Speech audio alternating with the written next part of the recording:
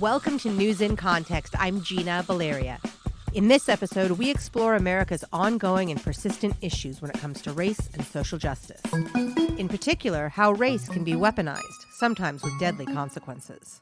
Our guest is Barry Thomas, professional educator, community advocate, and activist in Omaha, Nebraska. Barry's concerned about issues related to race in this country, and he's dedicated his time to addressing these issues. When Barry and I initially talked, it was a few days after the arrest of the two men accused of killing Ahmaud Arbery, the man who was chased down and killed in Georgia while on a jog. Since that recording, our nation now faces other incidents of weaponizing race, including a white woman dubbed Central Park Becky threatening to tell police that a black man was threatening her after he asked her to leash her dog in a sensitive area of the park. The second incident caught on camera this week ended far more tragically. George Floyd lost his life while in police custody after an officer took him to the ground and held a knee on his neck for several minutes. On mobile phone video, Floyd can be heard saying he cannot breathe.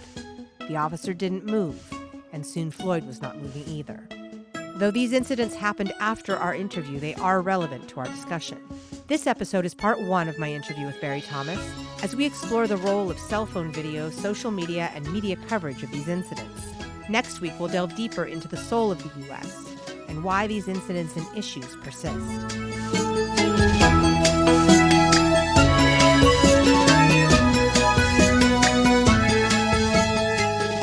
Arbery is 25 years old. He ends up dead while on a jog through his neighborhood. And that happened a few months ago. No arrests are made until this video of the people who killed him is made public. And this is not the first time this has happened. I go back to, I was in LA at UCLA when the Rodney King video was released. So it's not, it was happening prior to social media, but the element of video was somewhat new. So how are we, the general public, to sort of process and understand that we need video or any aspect of it?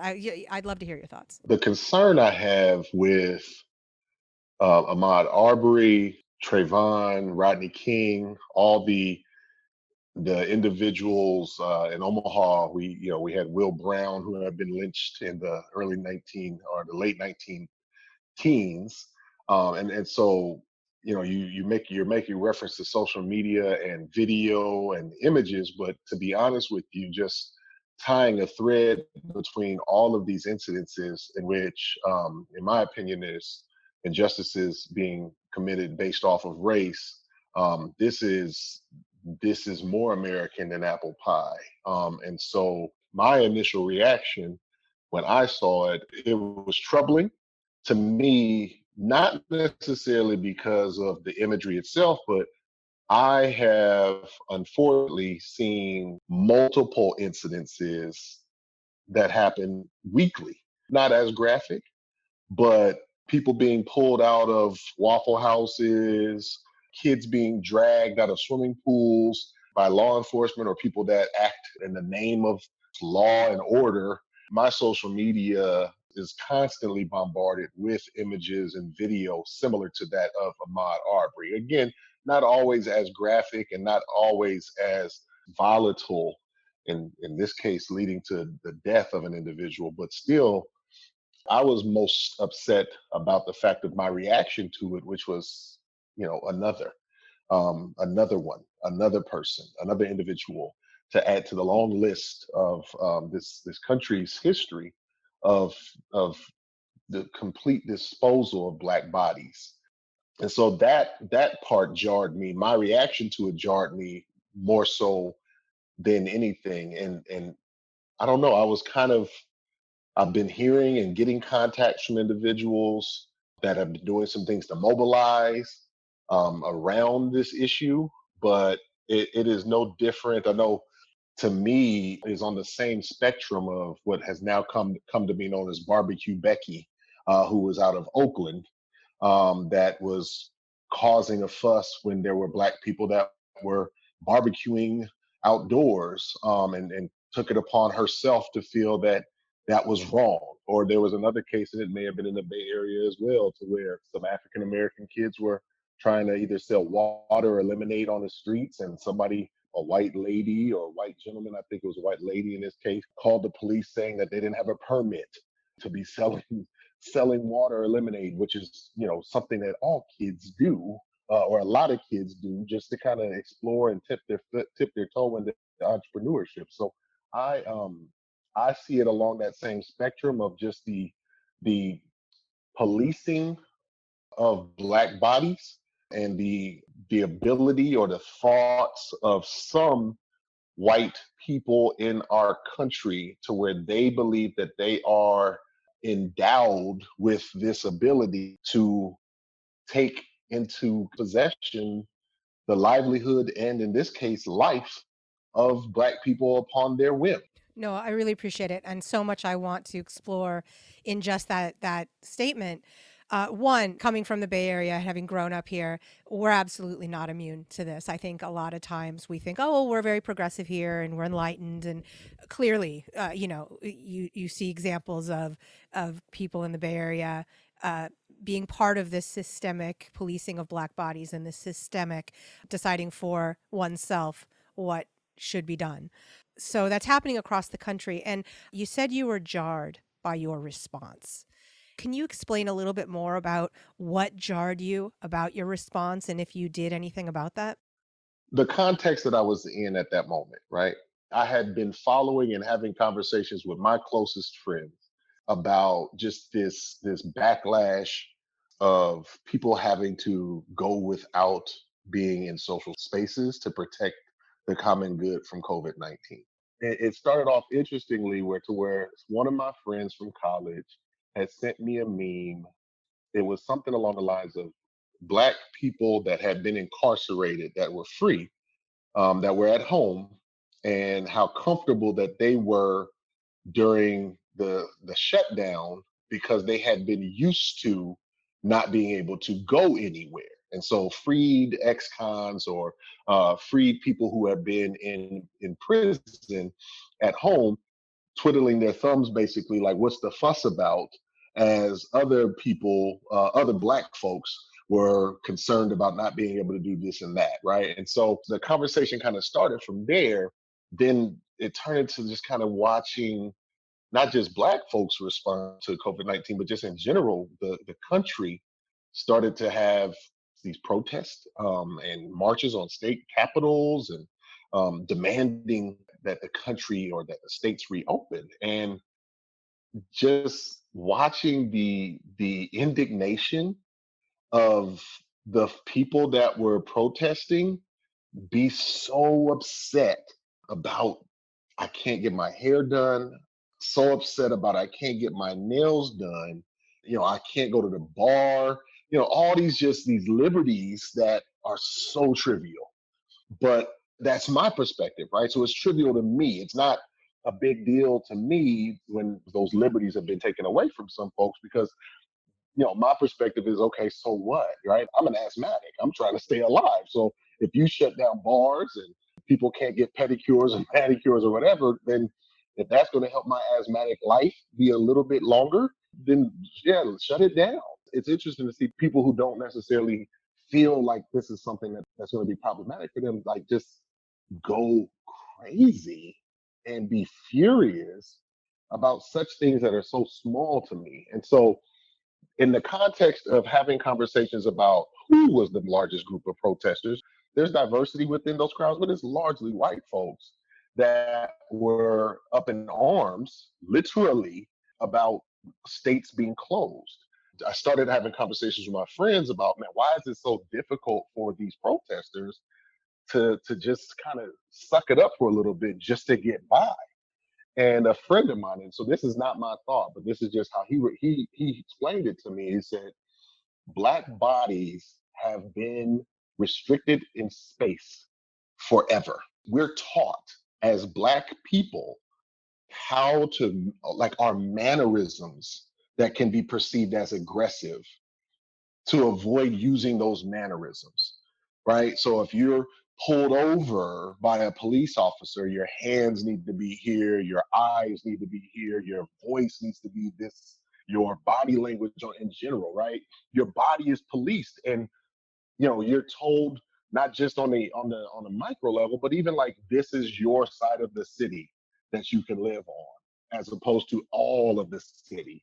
You're told that, these are the colleges that you are able to go to, or you're told all of these things like that are so restrictive about your body, or even just how to interact with your teacher when you're a kindergartner, or the type of hair that you're allowed to wear, or the type of hat, or how your hat needs to be placed on your head. I mean, it's just to the smallest degree of being corrected and told how to manage yourself as an individual. When you're told by the government to stay home, then it's not as problematic for you to stay home because you've been told by social structures and social norms that you can and can't do things all throughout your entire life. And so, for those that have not had to come under that same type of structure, right? So, for people who don't have to live with limits, to be then now told that they have to obey laws and ordinances, now you can understand where that anger and that frustration may come from, because if you've been told your whole life that you are free to do whatever you want and you don't have to think about anything, largely because of your privilege, and now all of a sudden you're being told, hey, 6 feet. You're being told, hey, wash your hands 20 seconds, say the alphabet. So all of these rules and procedures for how to go about living your life, those things could be frustrating for someone who hasn't had to adjust to living like that their entire life. You're listening to News in Context. I'm Gina Valeria. We're talking with Barry Thomas, professional educator and community advocate and activist in Omaha, Nebraska. It's interesting to see how that frustration then can come through when you've had to live that way for a month and a half, 2 months. Imagine your entire life. And so I had already been having these conversations about the restrictions around Blackness and Black bodies in this country and in social structures. And then a reminder of just going out to jog, right? Just going out for a run. I'm already in the midst of thinking about the privileges that some have and the obstacles that others have, right? And so then you get this boom, this guy is trying to keep himself healthy. This guy is doing the same thing that countless numbers of other people do every single day. He had to think about the route that he was taking. He had to think about the neighborhoods that he was going through just to make sure he had familiarity. He had to think about what time of day that he was going to go for these runs. He had to think about a lot of different things to prepare. But to be honest with you, you think about the worst, but you don't probably imagine the situation to where you're being trucked down and shot as you go for a run because you're being accused of something that you have no idea of what they're talking about, right? So you're being accused of being a trespasser or stealing in a situation where you're like, well, trespass where, stole what? And so that's your death. That's your death. The judgment has come down by two people in a split second that had the access to the firearm within their rights, right? Within their rights to hold and control. And they decided at that moment that it was time for you to be off the planet. It was time for your spirit to go meet your ancestors. And that was their choice. And not only was it their choice, but as it was brought to those who have control of the situation, right? It's brought to the laws, as it's brought to law enforcement and to the criminal justice system. They then chose to hide the truth. They then chose to tell your mother. They chose to tell your mother that you had been invading their home, which was not true, right? The police told his mother that he invaded these people's homes and that they were defending themselves against him. So not only was the video hidden, but the truth in the moment was decided to be hidden from the populace. And so I sit there and I'm looking at this and I'm getting a real quick understanding of the story within a day or two. And I'm not moved because I know about Trayvon. I'm not moved because I know about instances throughout this country's history to where this is the norm. And that was the jarring part. The jarring part was my lack of emotion. I was like, I'm unbothered. This is reading through my timeline on my Twitter feed, no different than me seeing, a cat video. Just the sickness of that, of how common I see memes of athletes doing dunks is the same frequency that I see Black folks being unjustly persecuted in this country. And I can scroll by it. I can scroll by it just as easily as I can scroll by any of those trending topics that come along my timeline. And that was the part that really bothered me, was that I was unbothered. That's a powerful statement. The frequency with which you see an athlete doing a dunk or a trending story is the frequency with which you're seeing these stories come across your feed. And there's a ton of research around this. Not to, I mean, I want to get back into the personal, but there's a lot of research that we just get used to our environment, and from the lobster in the water that gets heated up to it makes sense that you and maybe we as a society are getting numb to this stuff, but that's a scary thing to realize because I think we all have an idea of the society we want and the way we want to be with each other. And we're not that way. And there's a lot of work to be done. And sometimes it can get frustrating or upsetting or, exhausting, which I can imagine for you, it's extremely exhausting. But to get to the point where it's like, for me would be scary. And I imagine it was a scary moment for you as well. Yeah. And Gina, I don't know if numb to be. I'm trying to think of that because it sounds right, but only in the sense that I think of it this way, right? So there's trauma that is sedentary. There's trauma that is happening to us that we don't even realize is happening. Ta-Nehisi Coates has this book called The Water Dancer that I read last year. So I was like in the second chapter, and there was a part about him, the character seeing his mother dance and trying to hold on to of his mother dancing. And I have no idea, Gina. I cannot tell you what it was about the words on that page that triggered me, but I lost a very close family member when I was 16 years old. And hearing how Coates wrote the words to describe trying to hold on to a memory that's leaving, that's fleeting, tied so much into me trying to my best to remember my family member that passed away, to where it incited something in me that rose emotion that I wept. I wept, and I wept hard. And it was something that I wasn't even thinking about in the moment, but it triggered me. And in past, I've told myself that I needed to suppress that. I needed to kind of toughen up.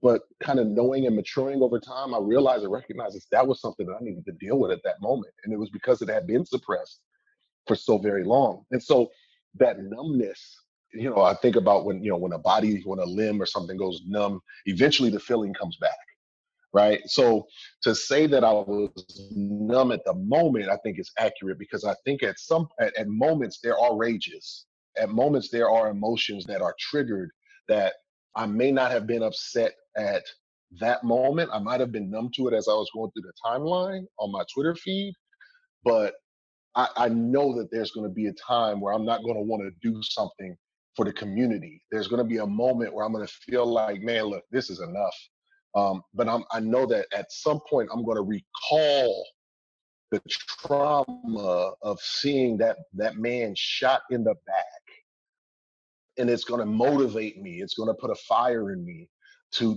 continue to do something because he can't anymore. And that numbness that I felt at that moment is going to flee and going to leave space for that fire and that feeling to come back, and I'll be able to harness it then for something positive.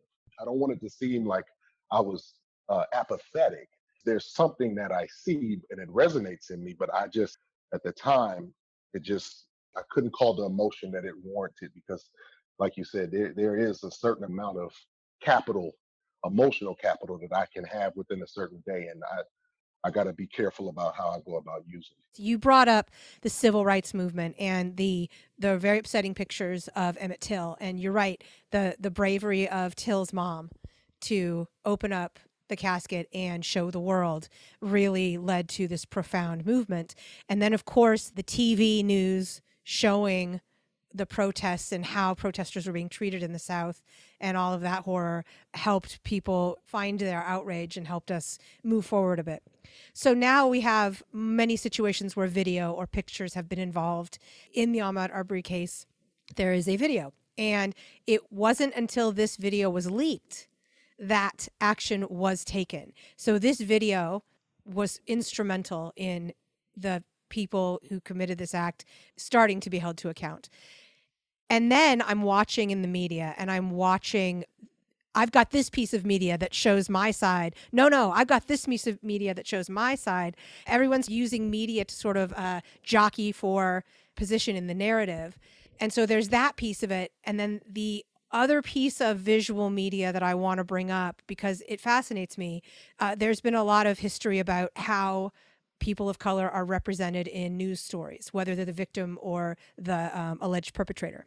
Usually a person of color is shown, the mugshot is used. Whereas if it's a person who's white, then it's a picture of that person with their family. In this case, what I've noticed is Arbery himself, the predominant image that I've seen is his senior portrait where he's in a tux. And the predominant image I've seen of the suspects is their mugshot. And for me, that was somewhat new.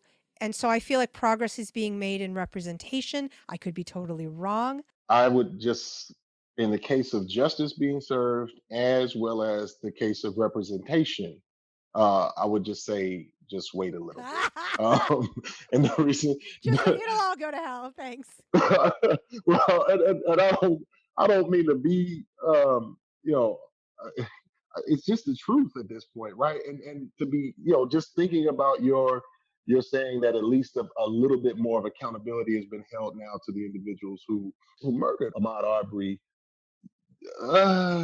kinda, right? The person that was assigned to now preside over this case is a person that has a background that is more aligned that I would not be surprised if this case did not go the same way as the young man in Dallas that had been shot sitting in his house eating ice cream by a police officer when she was getting off duty.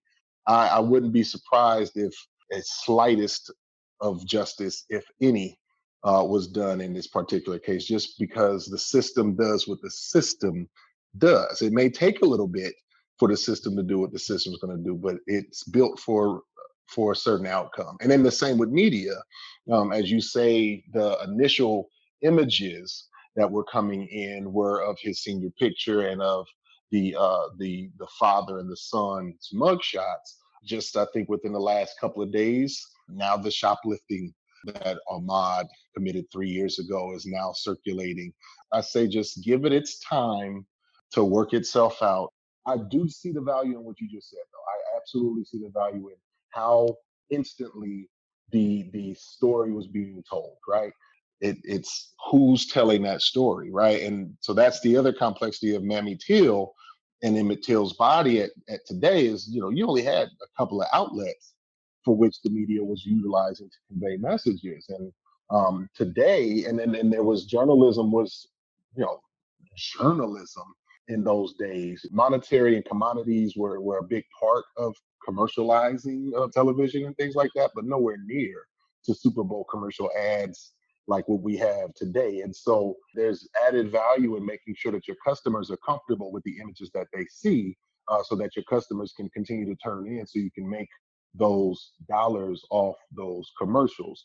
And that then is going back to something you said earlier, if journalism is one of those values that we have in our country, then what do dollars have to do with telling a story, right? So the narrative needs to be told dollar free, the same way that, as you brought up earlier, campaigns and voting and the democratic process itself also needs to be brought up dollar free. And so once you, again, for me, it really centers along that economic value that goes into our system, to where our system monetizes viewership, and our system realizes that this story is going to resonate to certain people if it's told a certain way, and they'll turn in the view based off of it being personified and told with a narrative that they're comfortable with.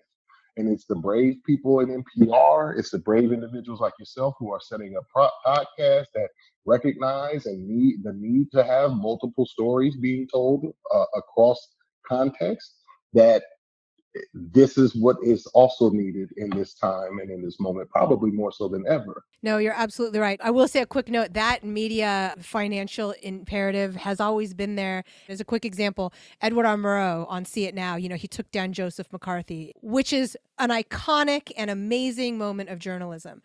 But at the time, once that show aired, several sponsors dropped out and his show was taken off the air a little bit later. I didn't know that, but that's good. That's to the point. That's to the point. Good journalism got his show finished. Right. So the last thing I wanted to just say about the Ahmaud Arbery footage, there's another video I'm sure you've seen that's been released of him at the park and the police kind of harassing him a little. At least that's my perspective. I think they released it thinking it would help bolster the defense of the suspects. But to me, it really kind of is an indictment on the police, because he's backing up as the guy pulls out his taser and the taser malfunctions and he's continuing to back up. So the use of the taser, we saw in its malfunction that there was no reason to use it. And that even when he was backing up and going to the ground, the guy was still trying to make the taser work. And that fascinated me. And so in my viewing of it with my own biases, I felt like, oh, that actually, I'm not sure that makes their case for that. Yeah, that's not helping that case. Right. I hadn't caught that. I hadn't seen that particular video, but I think as far as with making the case, one thing that I can offer up to, I think that is parallel, is the fact that from what I saw was that the father, who had been a police officer, had been operating without proper licensing as a law enforcement agent for a number of years prior to the actual shooting. And if you think about what the operating with impunity as a law enforcement agent, even with not having the certification or licensing that is needed to continue in that work, what that does to your mentality already off the top. Many people, I should say, are already in this thought of, I can do what I want. I can subjugate people to my own whims and my own wills.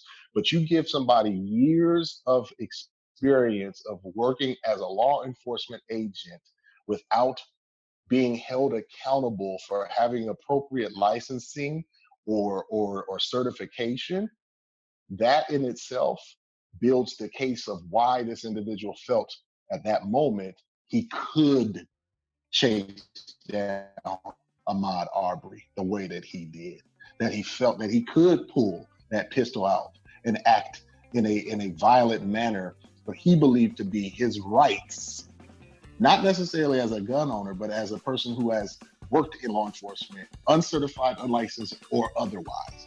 He then had the mentality that it was a reasonable action that he was taking. Yeah, that's an excellent point. You have been listening to News in Context.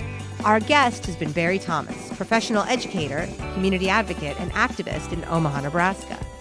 This was part 1 of our interview. You can hear part 2 next week. Music in this episode includes Spring Fling by Track Tribe and The Heist by Silent Partner. In addition to hearing News in Context every Friday at 8:30 a.m. and 6:30 p.m. on KSFP 102.5 in San Francisco, you can hear it on your favorite podcast channel. We're also on Twitter at News in Context SF, and you can find links to all of that at newsincontext.net. I'm Gina Valeria. Thank you for listening.